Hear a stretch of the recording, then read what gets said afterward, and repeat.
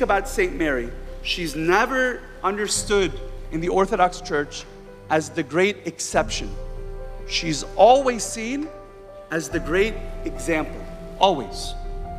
So when we say that Saint Mary is seated at the right hand, what we're saying is that the church, Saint Mary is an icon of the church, is seated at the right hand.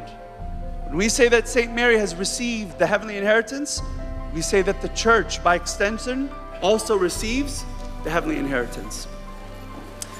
But the way that we can uniquely say that Saint Mary is all holy, and that we can say anyone is holy, is only through participation.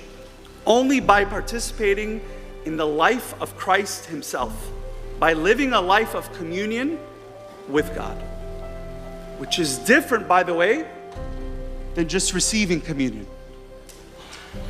Okay, I'll make that distinction a little bit more clear in a few minutes. But we become holy only by participating in the life of Christ. Saint Mary, more fully than any other human ever, participated and cooperated fully with the will of God and with himself. In other words, she became by grace what her very Son is by nature. She became holy, not in her essence, not as herself, but only through participation in sharing a life of communion with God. And on the Incarnation, St. Athanasius in the 54th chapter, he says, God became man so that man would become like God. And when he's saying man here, he's not talking about men and women. He's saying God became a human so that humans would become like God. God, the Holy One, became like us so that we could become like him. Not Saint Mary alone, but each and every single last one of us.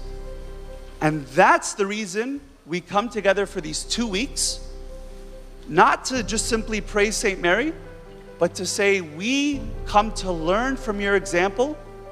And just as you cooperated with the grace of God, we too come to be revived, to have nahda in our lives, so that our lives would become holy. And the reason this is important, I'll reiterate it again, is because a life of holiness always brings glory to God. And at the end of the day, we look at ourselves and we say, like, we want ourselves, we want our lives, our purpose is to bring glory to God, right? We say, like, it would be great, we give glory to God. But how? Only through a life of holiness. A life of holiness is what brings glory to God.